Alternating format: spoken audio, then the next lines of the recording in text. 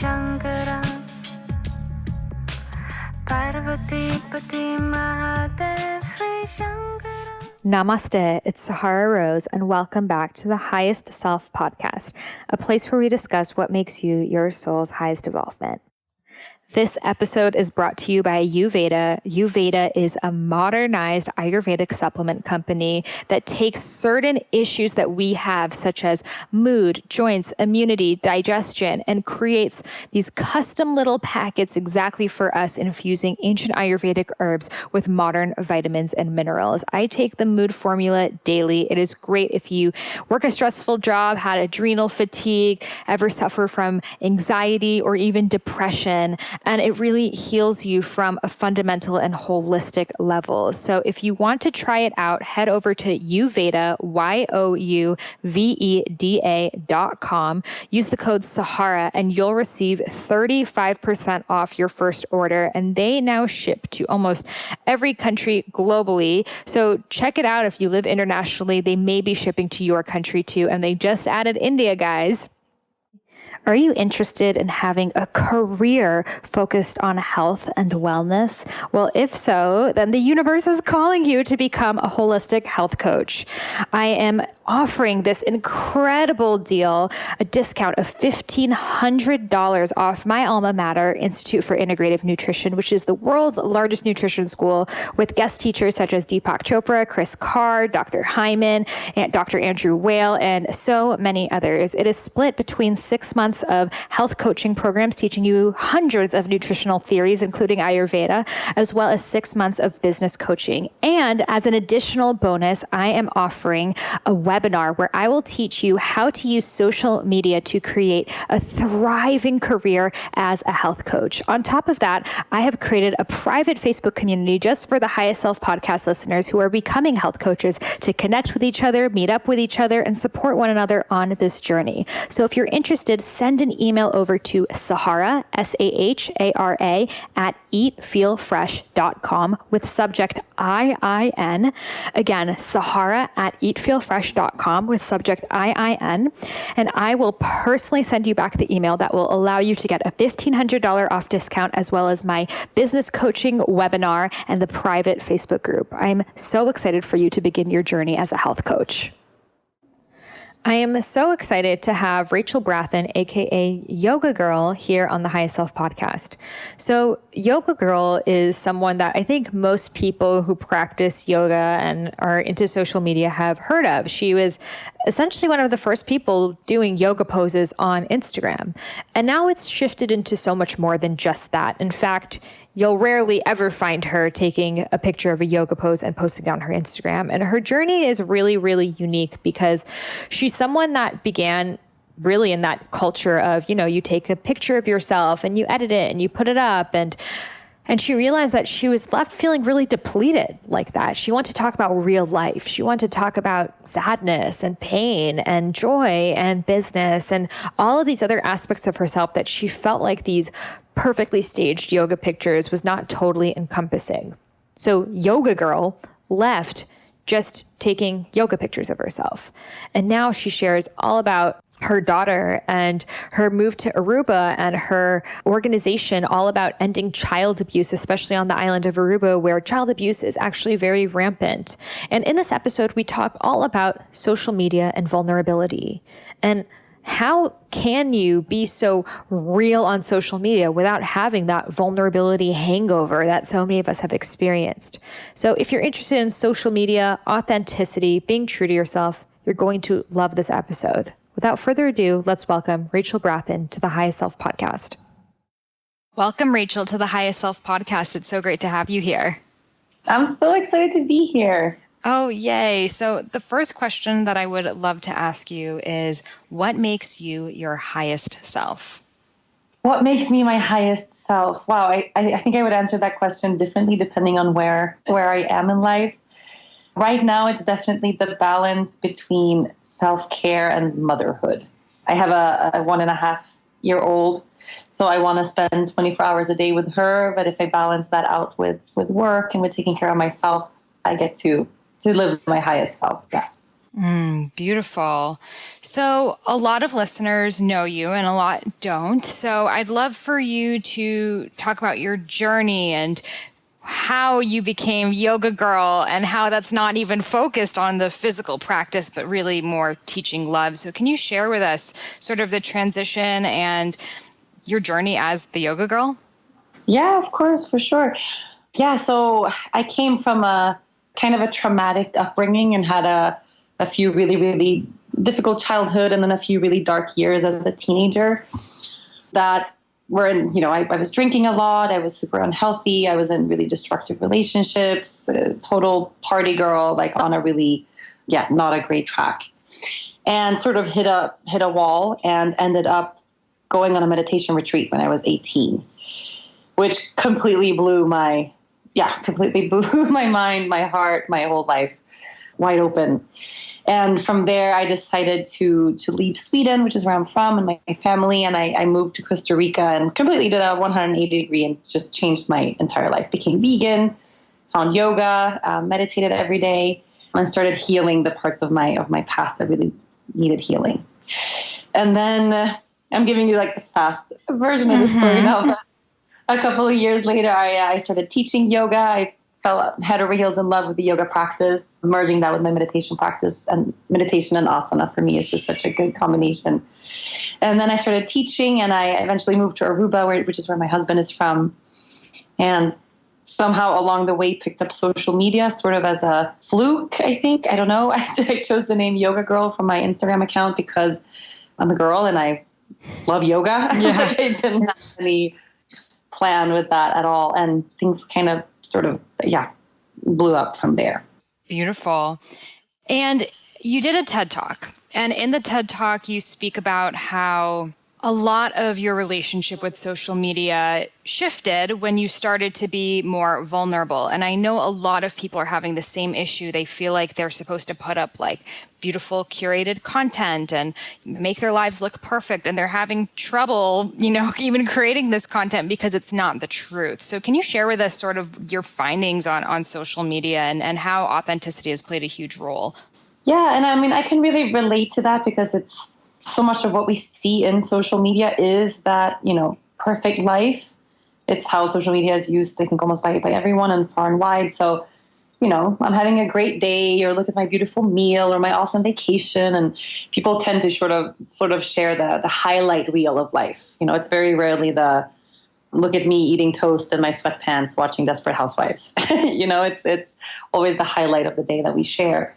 And I was very much doing that in the beginning because I didn't know any better then. And I just wanted to inspire through healthy living and yoga. So I would share yoga poses and I would combine it with, the name of the pose and sort of contradictions and benefits and, how to enter and exit the pose. Like I was very specific in wanting to share, some like quality information about yoga to inspire people. And a lot of, green juices and sunshine and all of that. And then I remember I had a really specific experience where one morning I woke up and I had a huge fight with my boyfriend and we were going through a really rough time at the time. And I hadn't shared anything for Instagram that day. And I remember feeling kind of pressured and a little stressed, like, I have to find something, inspirational to share. And I was just faking this caption on like, I don't know, having a beautiful day or wishing people love and light or some bullshit. I don't know. And just decided, what, like this does not feel authentic. And I just scrapped it and I ended up sharing a piece of what I was going through instead. And like, what, I wish I could share something inspiring with you, but truth of the matter is I'm having a really shitty day and going through a really hard time in my relationship and feel completely alone in that. And immediately the response I got was just so different from anything I had had before that. Not just in terms of more people responding and having like more, but more that the quality of the response I got was so much more heartfelt and interesting and genuine.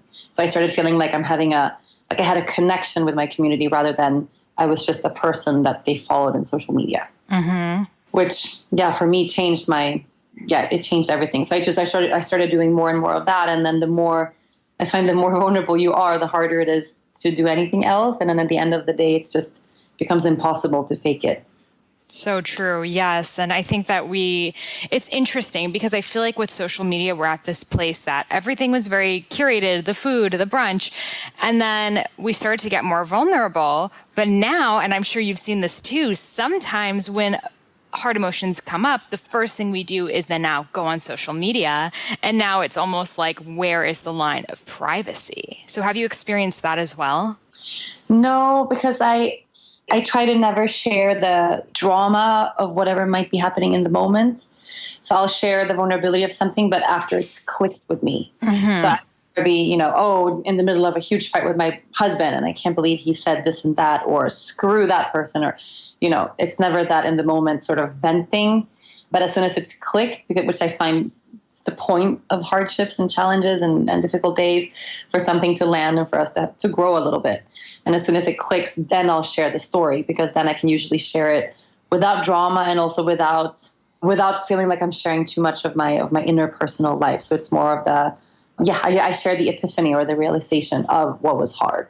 Totally, yes. And I think it's good for us to take that sacred pause and that breath and let it sit, learn the lesson, and then teach the lesson instead of maybe the specifics on what was said. Right. Yeah. And I mean, there's a balance of that too, because it can't just be, I don't know where the line is. I think it's different for different people. Totally, yes. And I'd love to talk about sort of your transition. I remember I saw your post, maybe this was a few years ago, and you said that you wanted to focus less on teaching physical practices of yoga, but teaching love and really seeing that as your calling. So a lot of people also feel transitions in their lives, but they're afraid to vocalize it because they're so known for something. So can you share with us any advice you have for people who are trying to transition into something? Yeah, I think it's funny. I was doing just yesterday, I recorded a podcast with Snow Patrol with the band, and they played for 60,000 people in LA. And I had this massive question of, oh my God, how do you do this without completely, losing your nerve or feeling nervous? And he shared something so beautiful with me, which was, if you ever find yourself at a place in life where you lose the butterflies, or where you lose the butterflies, that little flutter in your stomach of excitement, of nerves, of maybe a little bit of fear, that's a sign that it's time to move on. So, and I had that experience where I was teaching asana. I became sort of known through social media for inversions and handstands and all of this. But actually at the depth of it all, I really wasn't resonating with it anymore, because I had moved on. My personal practice didn't look like that anymore. And I was teaching these sort of handstand workshops and super physical asana practices that I wasn't even practicing anymore. Mm-hmm. And I lost that butterflies, that excitement of stepping into a class and just knowing I was in the exact right place and the right time. And I took that as a nudge of, okay, I'm getting bored with what I'm doing. I need to transition. I need to focus on finding what's actually the depth of this teaching right now, because this is not it anymore. So I think the first thing to do is just to recognize that. And then once you have, is to sit down and ask for help.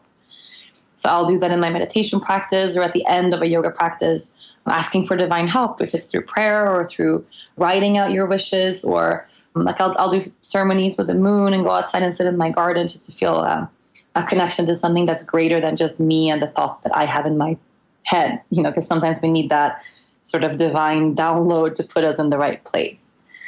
And then, of course, finding the courage to take the action of whatever transition it is we're moving toward, which for me was inviting totally different types of practices into my own teaching, which was really scary because I didn't know how people would resonate, but it turned out to be the best thing. Always. I think always when you take that shift towards what's authentic to you, even if it's not what you were known for before, it will always take you to a better place. Right.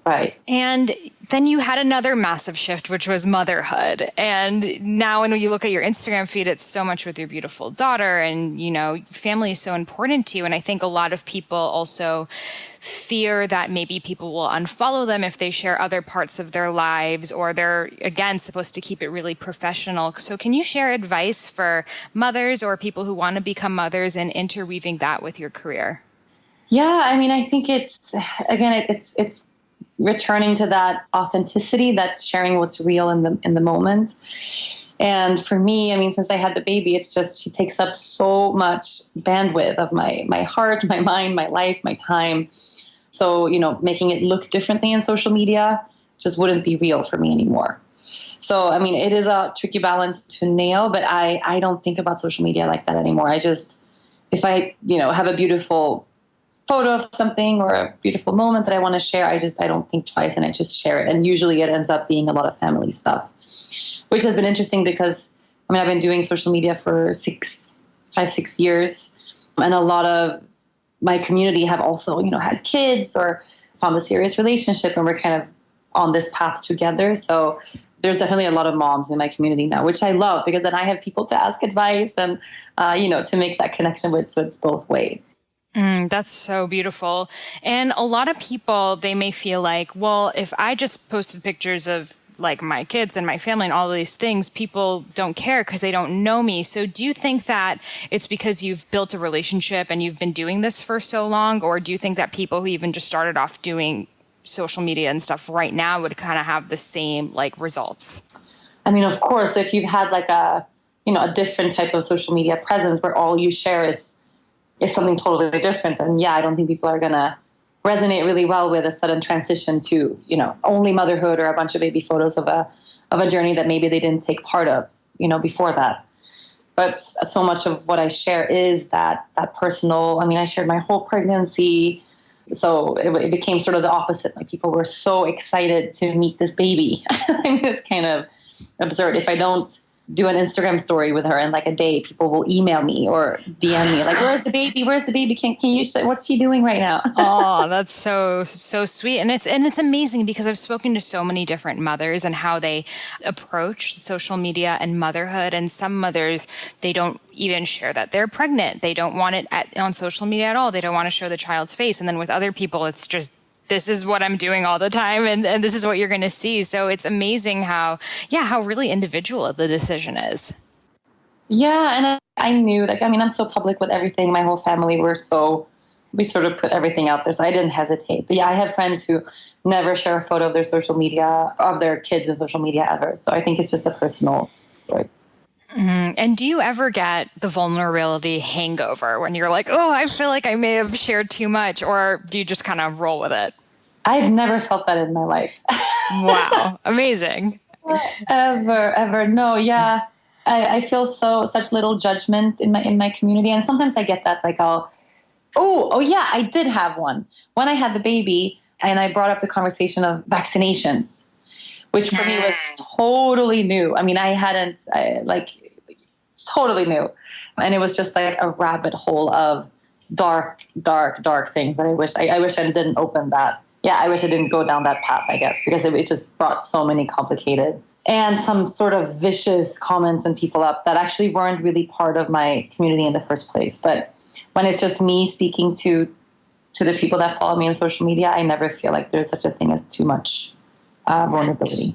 Totally, because it kind of weeds out the people who aren't really there for you and are just there for, arguing. And I feel like these days everyone has an opinion, which is great. But sometimes people just kind of are using social media as a way to fight instead of a way to support. And if you don't agree with someone, just keep scrolling.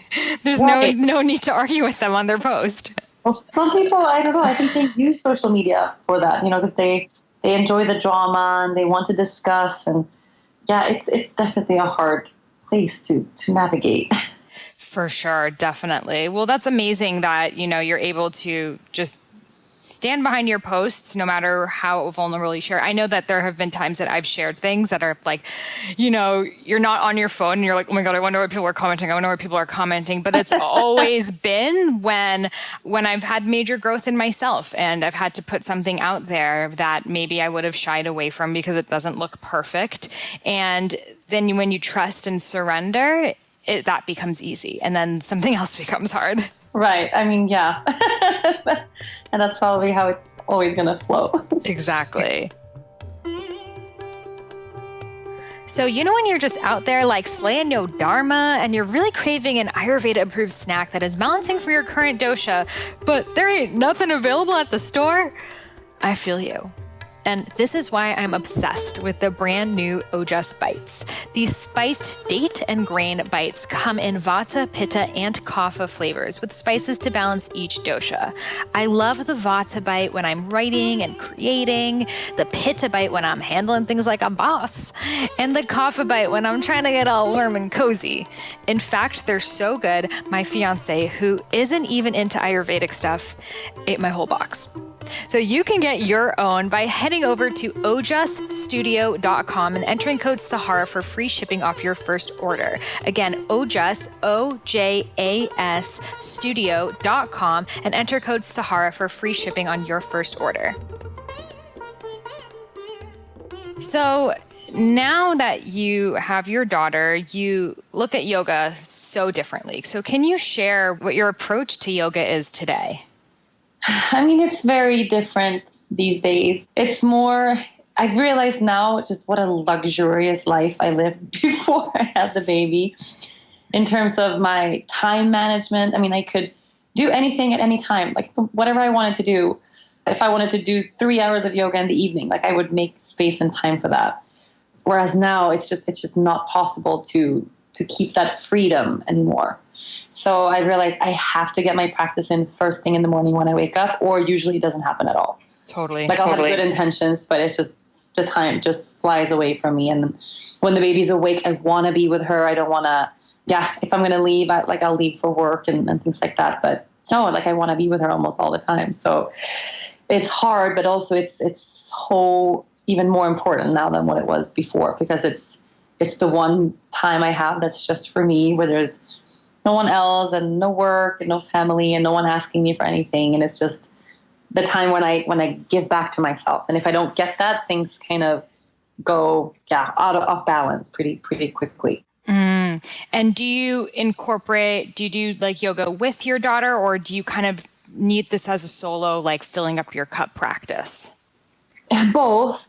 I mean, I love doing it with her. I'll do every morning, no matter what, I'll roll my mat out in the kitchen or where we have breakfast.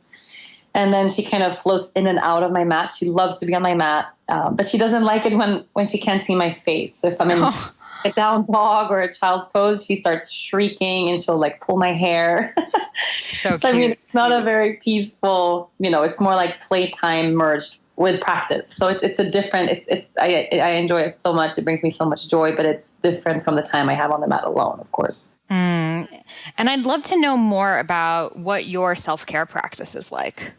I mean, now it's sort of become this religious thing where I didn't do that before. For me, it would be like little things I sprinkle in through the day, or getting on my mat, or having a glass of wine at the end of the day, or making sure I get a massage once a week. Like I didn't think about it that much. I would just sprinkle some things in to make sure that I took care of myself. But now it's become this urgent thing, which is really strange, I think, because maybe I give so much of myself, and motherhood is really demanding, and it's all the time. I mean, it's all the time. Like if I look away for 4 seconds, she has her hand in the toilet bowl.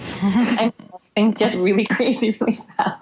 So just the level of presence and kind of high alertness you have to have with a toddler all the time can be really draining. So every morning I have to get up before sunrise. She wakes up at 7:30, so I try to get up at 5 or 5:30 every day. And if I can have, 30 minutes with a cup of tea alone to watch the sunrise, like that for me is, it's become almost this religious thing. It fills me up for the whole day. And then, I'll get an hour at least of physical practice in, and I meditate, and I have a couple of almost like physical therapy things that I do for my shoulders and upper back. Like I do my stuff, and then I get to shower and get dressed. And then when she wakes up, like I am done with my part. So I can be really, not stressed the mornings, not rushed, not feel like I want to be somewhere else so that I can get to my practice. It's a great thing to do it first thing in the morning. I totally agree. And even for people who don't have kids, life can just get in the way. And then it becomes this conscious thing. Like I realize if I don't do yoga or some sort of practice in the morning, the rest of the day I'm thinking, I need to go to that Pilates class. I need to go to that. And that just mental stress of having something on your to-do list is way harder than just getting up in the morning and getting it done. Right. And then it's done. Yeah. Plus it just sets the tone for the day in such a great way. Mm-hmm. And I'd love to know, as do my listeners, if you practice Ayurveda, any Ayurvedic rituals. I used to more in the past. I mean, I do oil pulling still, not every day. Like I've had phases where I've done that every single day, sort of. Not every day anymore. But if I have a second before the baby wakes up, I'll do that. Hot water with lemon is sort of my travel go-to, like the breakfast place of whatever hotel I'm staying in. If I could just grab a lemon from the kitchen and then I have it that in the mornings. But other than that, no, not so much. Do you know what your dosha is? I cannot remember. I think I'm Vata. Okay. Yeah, that's the airy one. Like that, but I've done 2 consultations. It was a really long time ago now, but I had different responses. So I'm a little unsure. Well, your current dosha can change. Your Vikriti changes with your diet, lifestyle, where you are in the world. So Vata generally comes out of balance, like when you're traveling a lot, really on the go, which would totally make sense for you. But the dosha that you were born with may be something different. You may just have a Vata imbalance going on. Okay. Interesting. Okay. So that could be why I had different responses. Yeah. Totally. Yeah. I'll send you my book. It will cover all of it. I'm excited. Yeah. Yes. Yeah. I mean, I think, we're at this time where yoga is so much more than moving asana practice. And we're seeing it as, bhakti yoga and the love and the devotion and the Ayurveda and the karma yoga. And we're seeing all facets of yoga, and it's a beautiful, we all have different kind of entry points, but it's all leading us to the same place. Absolutely. And I mean, we have so much of this, the dynamic doer in us. I think we have a lot of expression for that in our day-to-day life as it is. So, I mean, it's important to get, if you're already a practicing yogi, but it's important to get another type of energy in on the mat as well. So that quiet, the slowing down, being of service, there's more limbs of yoga than one. Totally. And some listeners also had the question of, what advice do you have for people who are just starting today? Maybe they are just starting their yoga teacher trainings, or they completed it and they don't really know how to, begin their whole yoga teacher practice.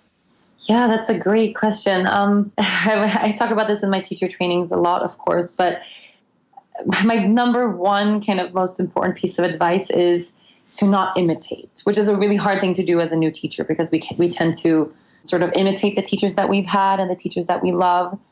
But once we're able to really infuse our own unique personality and spunk and the excitement that makes me, when I'm able to infuse that in my teaching, that's when classes will start to grow, because we'll attract the right type of person.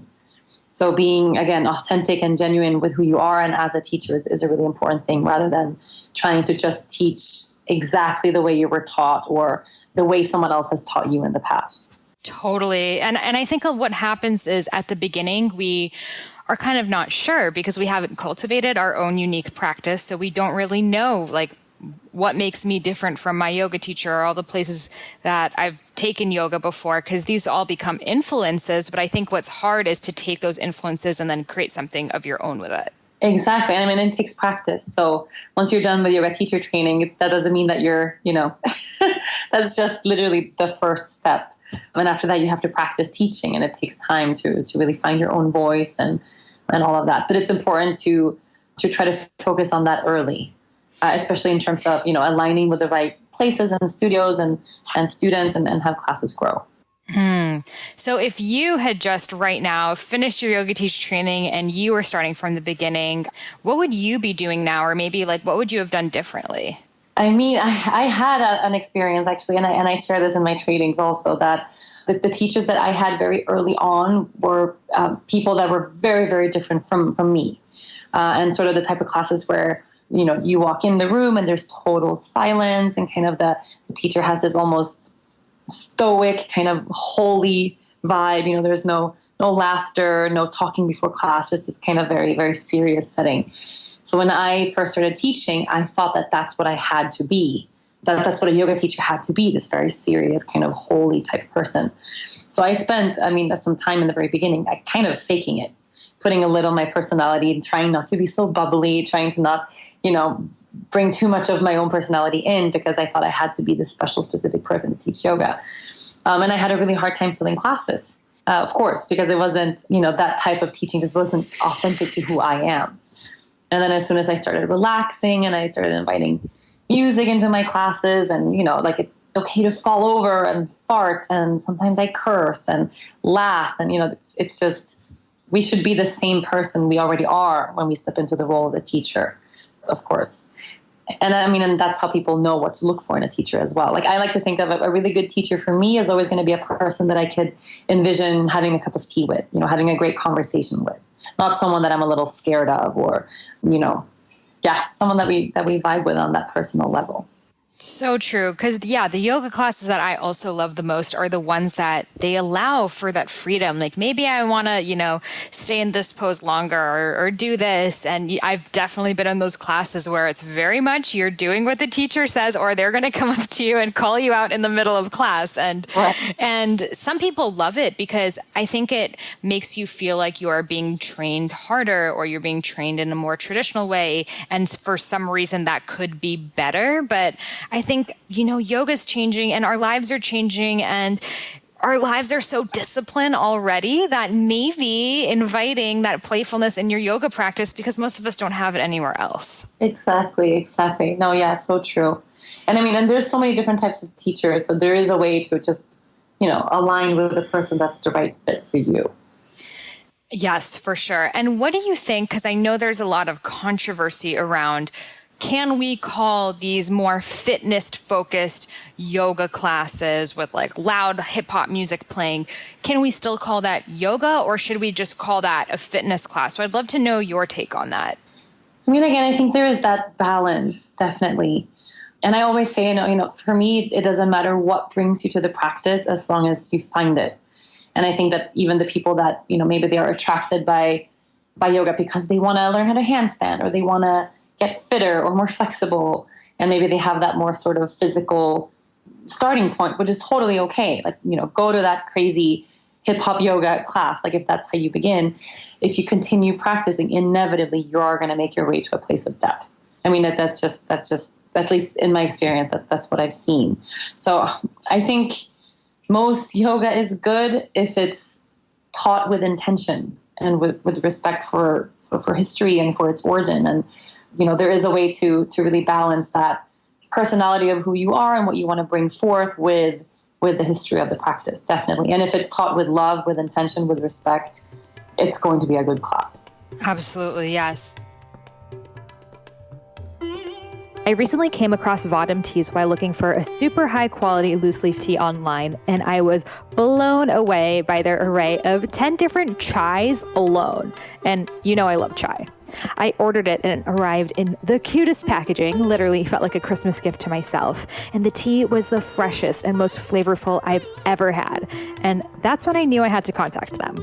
Well, turns out Vadam is one of the only tea company that procures directly from plantations and tea growers within hours of harvest, while most companies spend months in that transition time. They package garden fresh in India and ship it all around the world. They've eliminated the middleman, so you're getting the freshest quality tea straight from the farmer. They're fair trade, pesticide free, and pay the farmers a higher wage for their produce. They also educate the tea growers' children, which is really special to me. So you can try them out. Definitely get their chai sampler. So freaking good. By heading over to vadamteas.com, VAHDAM teas, TEAS.com. Again, Vadam Teas, VAHDAMTEAS.com, and using coupon code Sahara for 20% off. Oprah just listed it as one of her favorite things, so I take Oprah's word for it.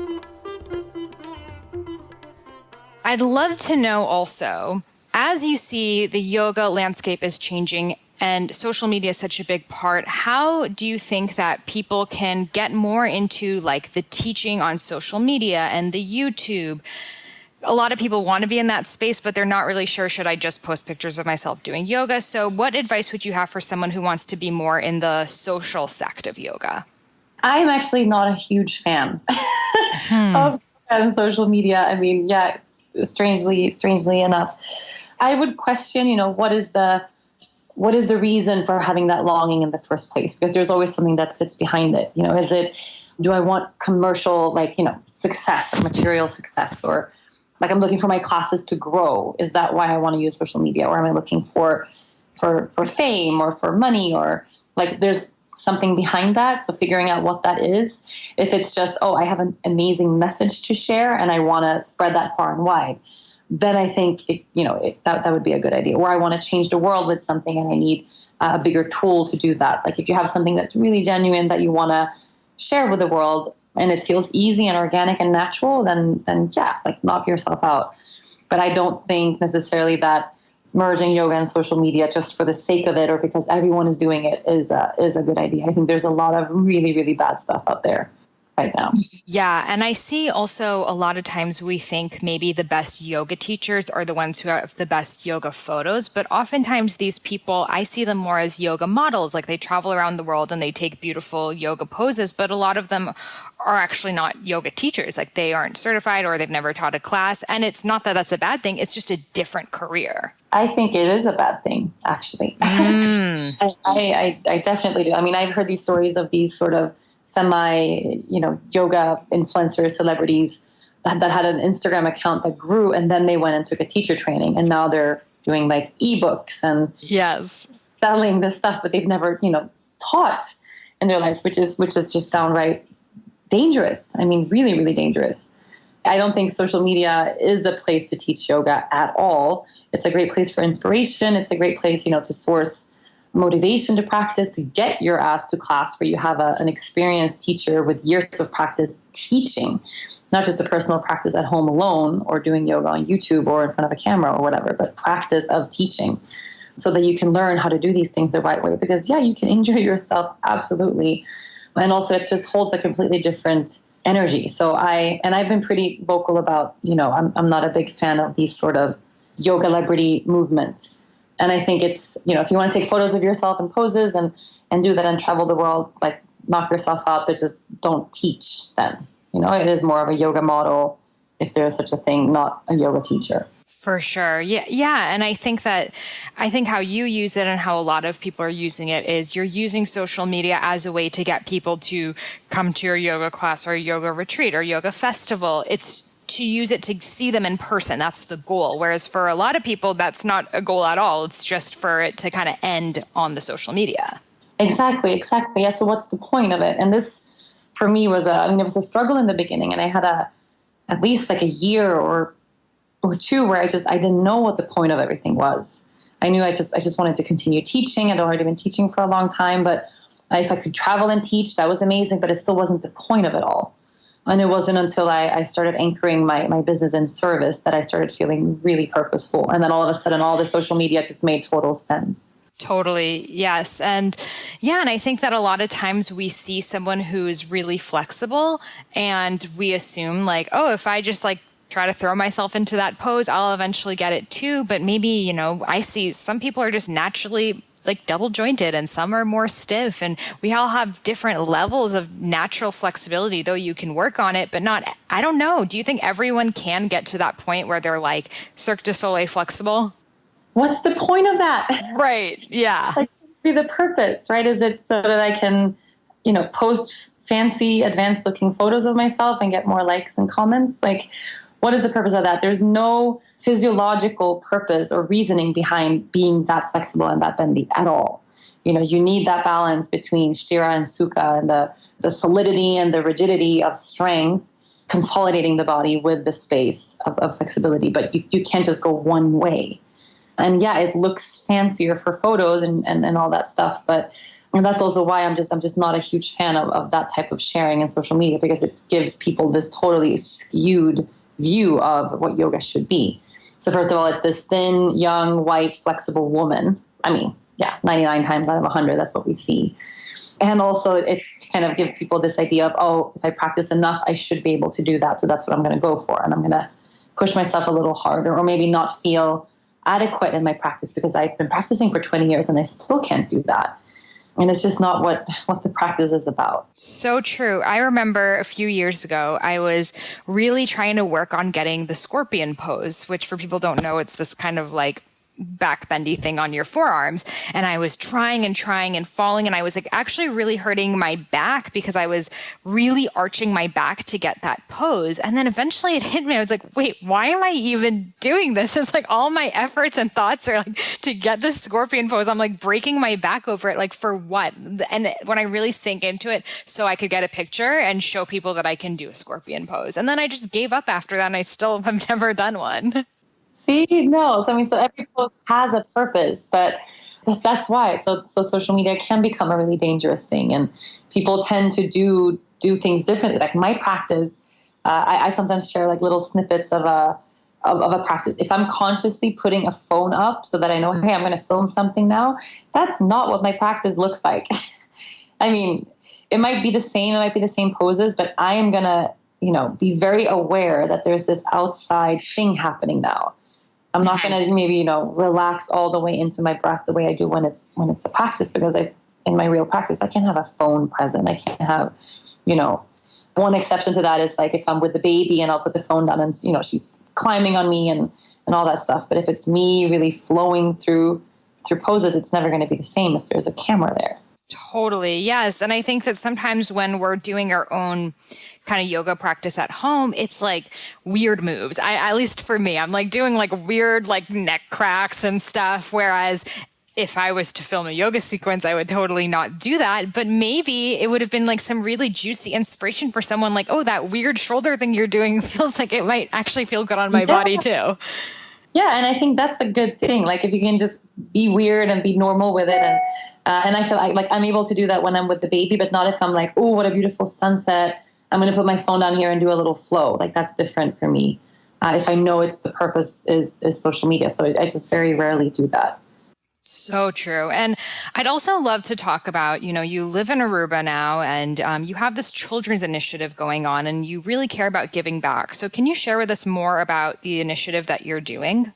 Yeah, so this is actually a fairly new thing. I mean, we have three nonprofits or three nonprofit organizations, and the newest one, it's called Yoga Girl Foundation, and we haven't had an official launch yet, but I've spoken about this in social media a fair amount.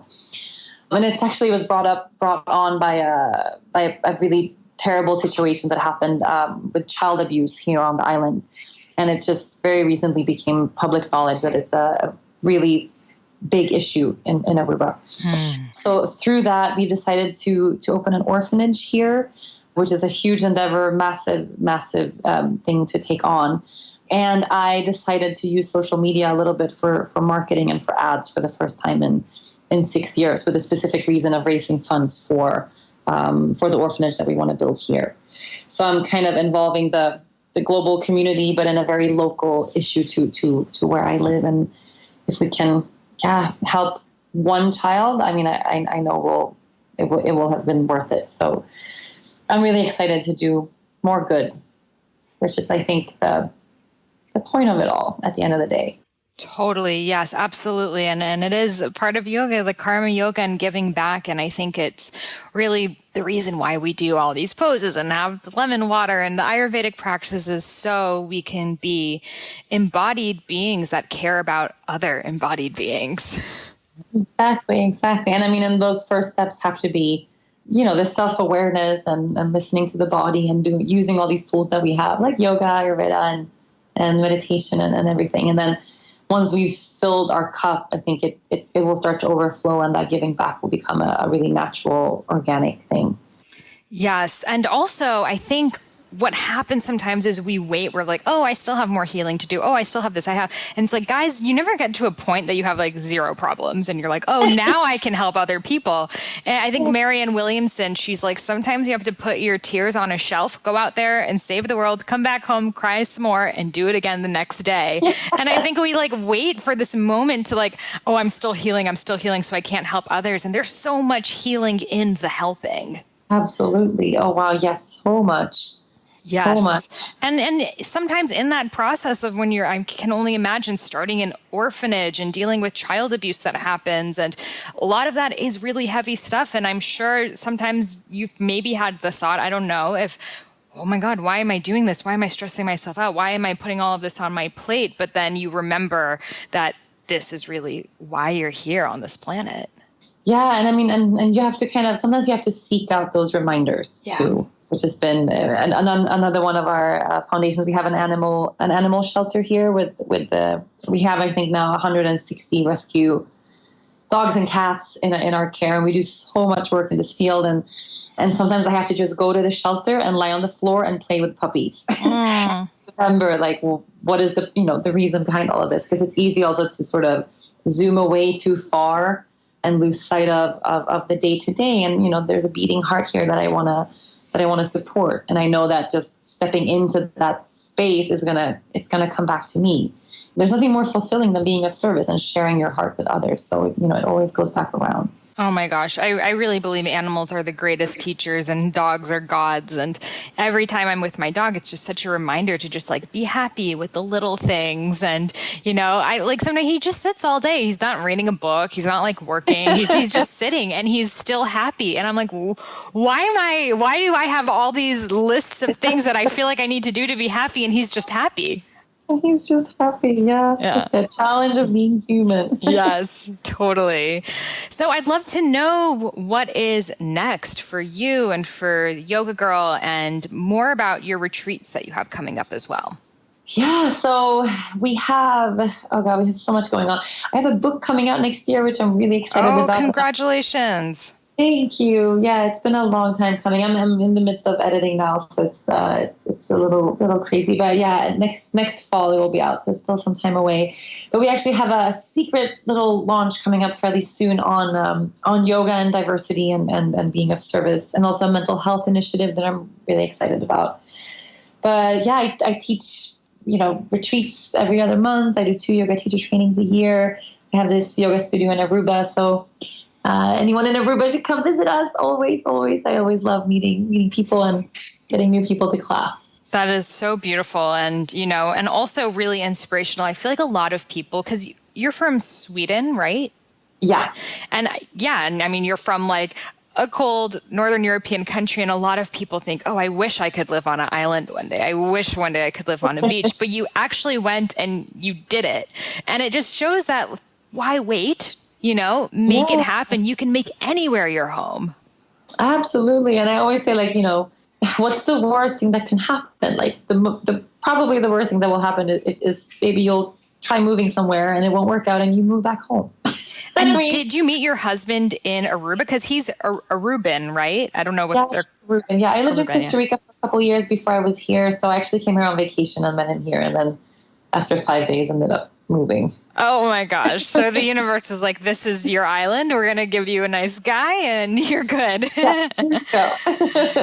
I mean, it's so beautiful because again, we put ourselves in these boxes of, well, I'm not from Aruba. I don't know about Aruban culture and they're not going to accept me there or whatever our stories are. But you're now not only a part of the culture and you're married to an Aruban person, but you're also really giving back and getting to the parts of the culture that people don't see on the surface level when they're just there on vacation. Yes, and it's such an important thing to do. And I mean, our studio is in a pretty local part of the island, so it's not in the touristy district. And I love getting people, out of their hotels. Like if you're here on vacation, go see the local spots, eat at the really local restaurants, like get out of your, American branded hotel and support the local community because it's so important that we do that wherever we travel. That's amazing. And do you ever have volunteering yoga retreats where people volunteer as well? So we do mission trips with the shelter here where we'll bring in like a big retreat and we just practice once a day, maybe not twice, and then do some physical work. Like if we need to renovate something or,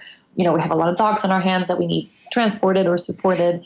We do things like that, but not for volunteering at the studio. No, we used to, but it got really hard to manage logistically.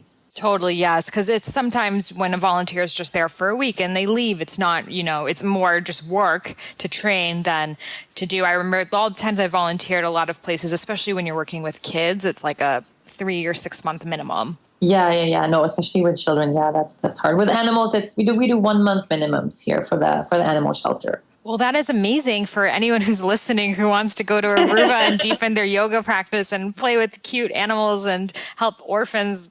Rachel is your girl. Yeah, for sure. So where can listeners connect with you? So I am yoga_girl on Instagram. You can find me on rachelbrathen.com. And yeah, that's it, actually. Perfect. I mean, I'm on all the social media. And you have a podcast as well. The one I well. really use is Instagram. Yes. And you have your Yoga Girl podcast also, which people Yes, can tune into. Also, I have a podcast. Also, she has a podcast. Yes. The podcast is from the heart, and it's everywhere you find podcasts, it's right there. Perfect. Well, thank you so much for sharing your advice, your transitions, your vulnerability, and for also inspiring us to give back. And I think that this is a really, really, really important part of the spiritual yoga, personal development conversation that people shy away from or wait for the perfect moment to dive into. And I am so glad that you not only have dove into it, but also are inspiring others to do the same. Thank you so much. And thank you so much for having me on this show. I'm so excited to be here. I can't wait to read your book. I will send them both right over to you. Namaste.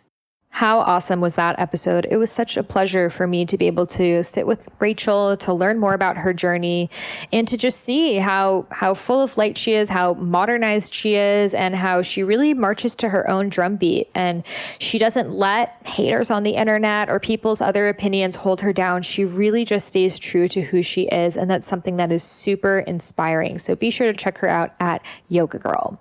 And if you loved this episode and you'd like a little gift for reviewing it, I would love to send you the first half of my unreleased book. It's called Eat Right for Your Mind Body Type.